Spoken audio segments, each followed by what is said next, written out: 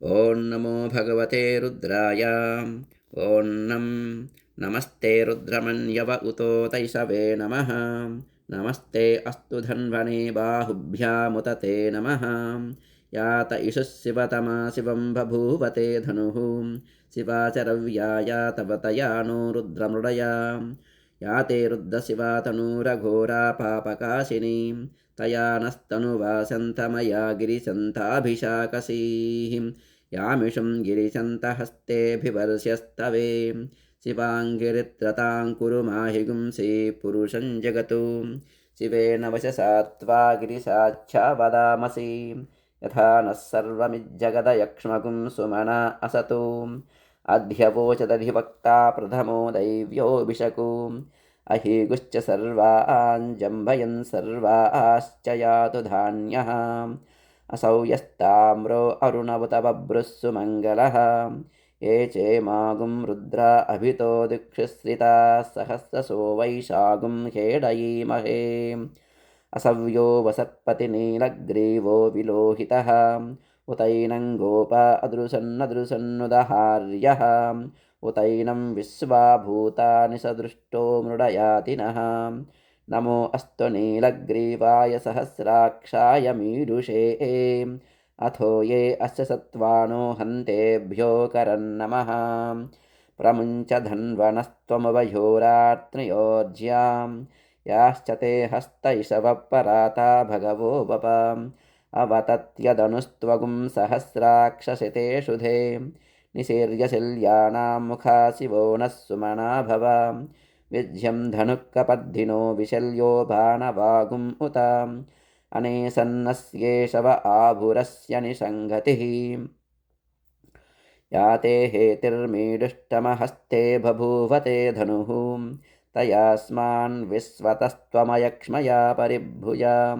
नमस्ते अस्त्वायुधाय नातताय दृष्णवे। उभाभ्यामुत ते नमो बाहुभ्यां तव धन्वने। परिते धन्वनो हेतिरस्मान् वृणक्तु विश्वतः। अथो य इषुदिस्तवारे अस्मन्निधेहितं। शम्भवे नमः। नमस्ते अस्तु भगवन् विश्वेश्वराय महादेवाय त्र्यम्बकाय त्रिपुरान्तकाय त्रिकाग्निकालाय कालाग्निरुद्राय नीलकण्ठाय मृत्युञ्जयाय सर्वेश्वराय सदाशिवाय श्रीमन्महादेवाय नमः। नमो हिरण्यबाहवे सेनान्ये दिशाञ्च पतये। नमो नमो वृक्षेभ्यो हरिकेशेभ्यः पशूनां पतये। नमो नमः सस्पिञ्जराय त्विषीमते पथीनां पतये। नमो नमो बब्लुसाय विव्याधिनेन्नानां पतये। नमो नमो हरिकेशायोपवीतिने पुष्टानां पतये। नमो नमो भवस्य हेत्यै जगतां पतये। नमो नमो रुद्राय तताविने क्षेत्राणां पतये। नमो नमः सूताय हन्त्याय वनानां पतये। नमो नमो रोहिताय स्थपतये वृक्षाणां पतये। नमो नमो मन्त्रिणे वाणिजाय कक्षाणां पतये। नमो नमो भुवन्तये वारिवस्कृताय औषधीनां पतये। नमो नम उच्चैर्घोषाय क्रन्दयते पत्तीनां पतये। नमो नमः कृष्णवीताय धावते सत्त्वनां पतये नमः। नमः सहमानाय निव्याधिन आव्याधिनीनां पतये। नमो नमः ककुभाय निषङ्गिने एस्तेनानां पतये। नमो नमो निषङ्घिन इषुधिमते तस्कराणां पतये। नमो नमो वञ्चते परिवञ्चते स्तायूनां पतये। नमो नमो निचेरवे परिचरायारण्यानां पतये। नमो नमः श्रुकाविभ्यो जिगागुं सद्यो मुष्णतां पतये। नमो नमोऽस्मद्यो नक्तञ्चरभ्यप्रकुन्तानां पतये। नमो नम उष्णीशिने किरिचिराय कुलुञ्चानां पतये। नमो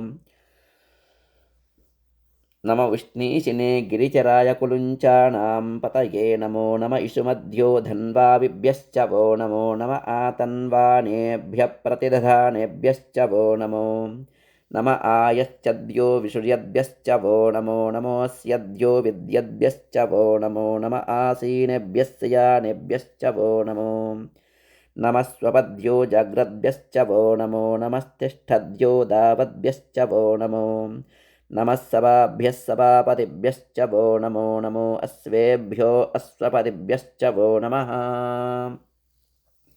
नम आव्याधिनीभ्यो विविध्यन्तेभ्यश्च वो नमो नम गुणाभ्यस्तृगुंहतेभ्यश्च वो नमो नमो गृस्सेभ्यो गृस्सपतिभ्यश्च वो नमो व्रातेभ्यो व्रातपतिभ्यश्च वो नमो घनेभ्यो घनपतिभ्यश्च वो नमो विरूपेभ्यो विश्वरूपेभ्यश्च वो नमो महद्भ्यः क्षुल्लकेभ्यश्च वो नमो रथिभ्यो रथेभ्यश्च वो नमो रथेभ्यो रथपतिभ्यश्च वो नमः सेनाभ्यः सेनानिभ्यश्च वो नमः क्षत्रुभ्यः सङ्गृहीतृभ्यश्च वो नमस्तक्षभ्यो रथकारेभ्यश्च वो नमः कुलालेभ्यः कर्मारेभ्यश्च वो नमः पुञ्जिष्ठेभ्यो निषादेभ्यश्च वो नमः इषुकृद्भ्यो दन्वहृद्भ्यश्च वो नमो मृगयुभ्यः स्वनिभ्यश्च वो नमः स्वभ्यः स्वपतिभ्यश्च वो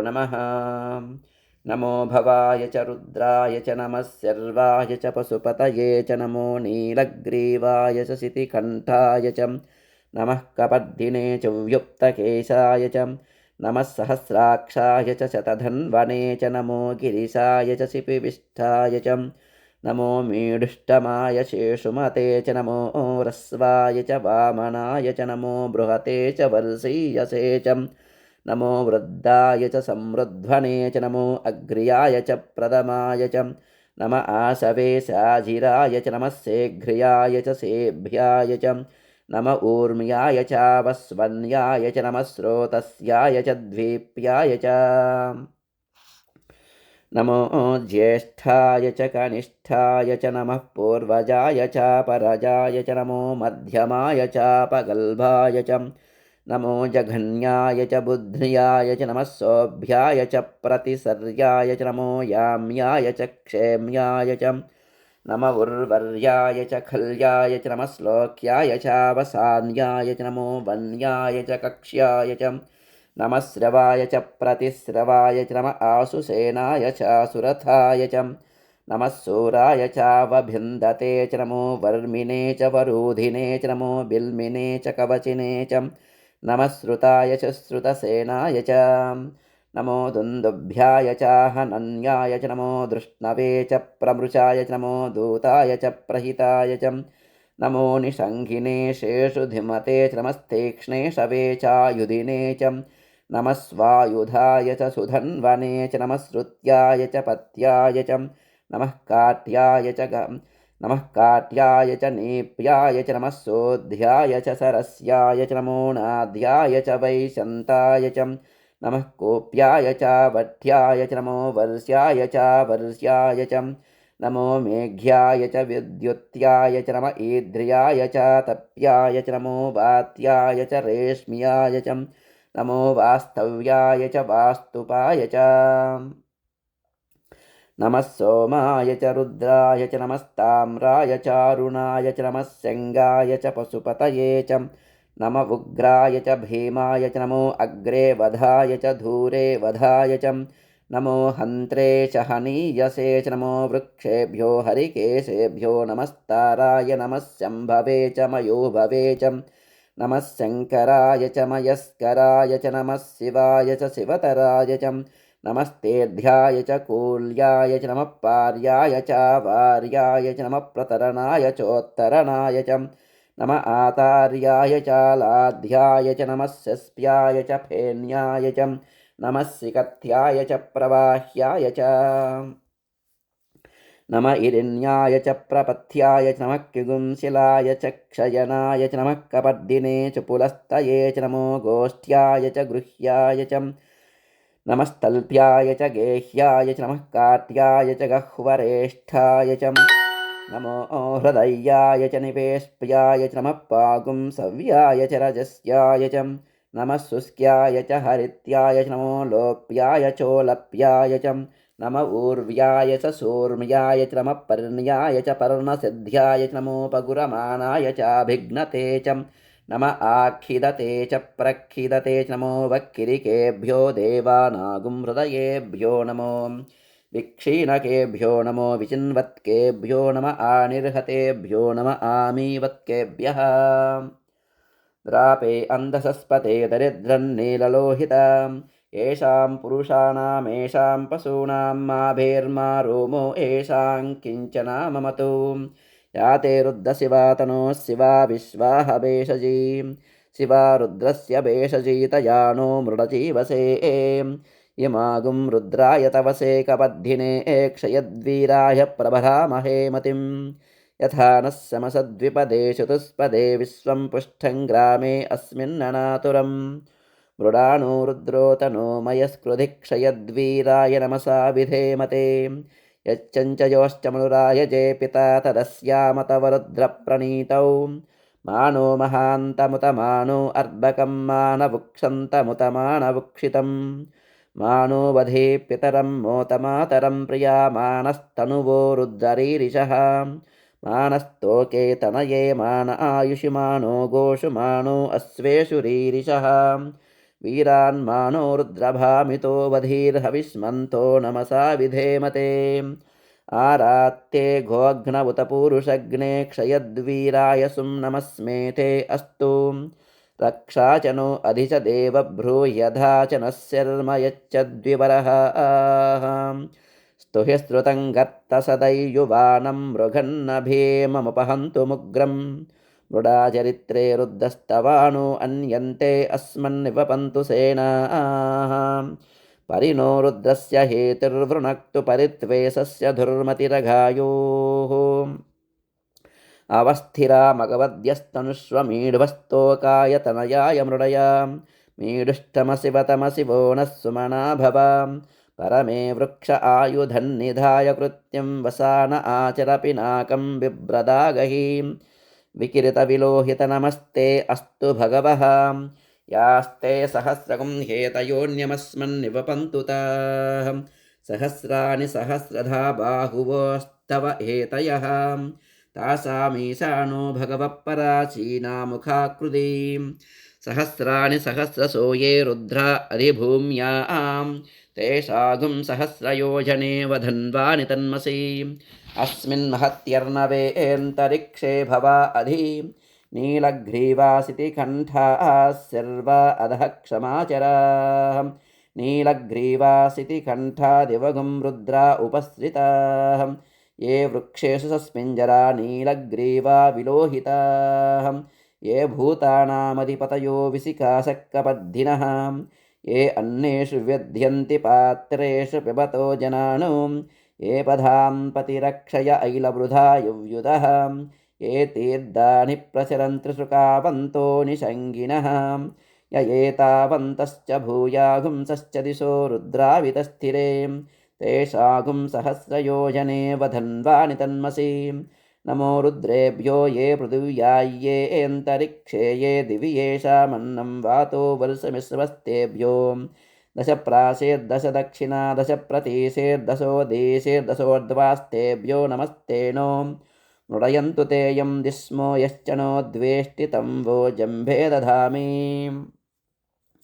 त्र्यम्बकयजामहे सुगन्धिं पुष्टिवर्धनम् उर्वारुकमिव बन्धना मृत्योर्मुक्षीयमामृतातु यो रुद्रो अग्नौ यो अप्सु य ओषधीषु यो रुद्रो विश्वा भुवना विवेश तस्मै रुद्राय नमो अस्तु तमुष्टु हि यस्विषुसुतन्वायो विश्वस्य क्षयति भेषजस्य यक्ष्वा महेशौ मनसाय रुद्रन्नमो ओभिर्देवमसुरन्तु वस्याम् अयं मे हस्तो भगवानयं मे भगवत्तरः अयं मे विश्ववे एषजोयगुं शिवाभिमर्शनः एते सहस्रमयुतं पाशा मृत्यो मर्त्याय हन्तवे तान् यज्ञस्य मायया सर्वानवयजामहे मृत्यवे स्वाहा प्राणानां ग्रन्थिरसि रुद्रो मा विशान्तकः तेनान्नेनाप्यायस्व नमो रुद्राय विष्णवे मृत्युर्मे पाहि सदा शिवो ॐ शान्तिः शान्तिः शान्तिः। ॐ आज्ञा विष्णो सजोषसेमा वद्दन्तु वाङ्गिरः द्युम्नैर्वाजेभिरागतं वाजश्च मे प्रसवश्च मे प्रयतिश्च मे प्रसतिश्च मे धीतिश्च मे कृतश्च मे सुरश्च मे श्लोकश्च मे श्रावश्च मे श्रुतिश्च मे ज्योतिश्च मे शुभश्च मे प्राणश्च मे पानश्च मे व्यानश्च मे सुश्च मे चित्तञ्च म आदीतञ्च मे वाक्च मे मनश्च मे चक्षुश्च मे श्रोत्रञ्च मे दक्षश्च मे बलञ्च म ओजश्च मे सहश्च म आयुश्च मे जरा च म आत्मा च मे तनोश्च मे शर्म च मे वर्म च मेऽङ्गानि च मे स्थानि च मे परुगुंसि च मे शरीराणि च मे ज्यैष्ठ्यञ्च म आधिपत्यञ्च मे मन्युश्च मे भामश्च मे मश्च मेऽम्बश्च मे जयमा च मे महिमा च मे वरिमा च मे प्रतिमा च मे वर्ष्मा च मे ध्राघुया च मे वृद्धं च मे वृद्धिश्च मे सत्यं च मे श्रद्धा च मे जगच्च मे धनं च मे वशश्च मे त्विषश्च मे क्रीडा च मे मोदश्च मे जातं च मे जनुष्यमाणं च मे सूक्तं च मे सुकृतं च मे वित्तं च मे वेद्यं च मे भूतं च मे भविष्यश्च मे सुखं च मे सुपथं च मरुद्धं च मरुद्धिश्च मे क्लुप्तं च मे क्लुप्तिश्च मे मतिश्च मे सुमतिश्च मे शञ्च मे मयश्च मे प्रियं च मेऽणुकामश्च मे कामश्च मे सौमनसश्च मे भद्रं च मे श्रेयश्च मे वस्यश्च मे यशश्च मे भगश्च मे द्रविणं च मे यन्ता च मे धत्ता च मे क्षेमश्च मे धृतश्च मे विश्वं च मे महश्च मे संविच्च मे ज्ञातं च मे सोश्च मे प्रसोश्च मे शीलं च मे लयश्च मरुतं च मे मृतं च मे यक्ष्मं च मे नामयच्च मे जीवातुश्च मे दीर्घायुत्वं च मे नमित्रं च मे भयं च मे सुखं च मे शयनं च मे शोषा च मे सुदिनं च मे ऊर्क्च मे सोनृता च मे पयश्च मे रसश्च मे घृतं च मे मधु च मे सग्दिश्च मे सपीतिश्च मे कृशिश्च मे वृष्टिश्च मे जैत्रं च म औद्भिद्यं च मे रयिश्च मे रायश्च मे पुष्टं च मे पुष्टिश्च मे विभु च मे प्रभु च मे भौ च मे भूयश्च मे पूर्णं च मे पूर्णतरं च मे कुतिश्च मे कूयवाश्च मेऽन्नं च मे क्षुश्च मे व्रेहयश्च मे यवाश्च मे मासाश्च मे तिलाश्च मे मुद्गाश्च मे खल्वाश्च मे गोधूमाश्च मे मसुराश्च मे प्रियङ्गवश्च मे नवश्च मे श्यामाकाश्च मे नीवाराश्च मे अस्मा च मे मृत्तिका च मे गिरयश्च मे पर्वताश्च मे सिकताश्च मे वनस्पतयश्च मे हिरण्यं च मे यश्च मे शीसं च मे त्रपुश्च मे श्यामं च मे लोहं च मे अग्निश्च म आपश्च मे विरुदश्च म ओषधयश्च मे कृष्णपत्यं च मे ग्राम्याश्च मे पशव आरण्याश्च यज्ञेन कल्पन्ता वित्तं च मे वित्तिश्च मे भूतं च मे भूतिश्च मे वसुष मे वसतिश्च मे कर्म च मे शक्तिश्च मे अर्धश्च म एमश्च म इतिश्च मे गतिश्च मे अग्निश्च म इन्दश्च मे सोमश्च म इन्दश्च मे सविता च म इन्दश्च मे सरस्वती च म इन्दश्च मे पूषा च म इन्दश्च मे बृहस्पतिश्च म इन्दश्च मे मित्रश्च म इन्दश्च मे वरुणश्च म इन्दश्च मे त्वष्टा च म इन्दश्च मे धाता च म इन्दश्च मे विष्णुश्च म इन्दश्च मे शिनौ च म इन्दश्च मे मरुतश्च म इन्दश्च मे विश्वे च मे देवा इन्दश्च मे पृथिवी च म इन्दश्च मे अन्तरिक्षं च म इन्दश्च मे द्यौश्च म इन्दश्च मे दिशश्च म इन्दश्च मे मूर्धा च म इन्दश्च मे प्रजापतिश्च म इन्दश्च मे अगुंसुश्च मे रश्मिश्च मेधाभ्यश्च मेधिपतिश्च म उपागुंसुश्च मेऽन्तर्यामश्च म ऐन्द्रवायवश्च मे मैत्रा वरुणश्च म आश्विनश्च मे प्रतिप्रस्थानश्च मे शुक्रश्च मे मन्थी च म आग्रयणश्च मे वैश्वदेवश्च मे ध्रुवश्च मे वैश्वानरश्च म ऋतुग्रहाश्च मे तिग्राह्याश्च म ऐन्द्राग्नश्च मे वैश्वदेवश्च मे मरुत्वतीयाश्च मे माहेन्द्रश्च म आदित्यश्च मे सावित्रश्च मे सारस्वतश्च मे पौष्णश्च मे पात्नीवतश्च मे हार्योजनश्च मे युध्मश्च मे बर्हिश्च मे वेदिश्च मे दिष्ण्याश्च मे सुषश्च मे सवसाश्च मे ग्रावाणश्च मे स्वरवश्च म उपरवाश्च मे धिसवने च मे द्रोणकलशश्च मे वायव्यानि च मे पोतभृश्च म आधवनीयश्च म आग्नेयेन्द्रं च मे हविर्दानं च मे गृहाश्च मे सदश्च मे पुरोडाशाश्च मे पशिताश्च मे वभृतश्च मे स्वगाकारश्च मे अग्निश्च मे घर्मश्च मेऽर्कश्च मे सूर्यश्च मे प्राणश्च मे श्वमेधश्च मे पृथिवी च मे दितिश्च मे दितिश्च मे ध्यौश्च मे शक्वरीरङ्गुलयो दिशश्च मे यज्ञेन कल्पन्तामृक्च मे सामच मे स्तोमश्च मे युजुश्च मे दीक्षा च मे तपश्च मरुतं च मे व्रतं च मे होरात्रयोः दृष्ट्यां बृहद्रतन्तरे च मे यज्ञेन कल्पेताम्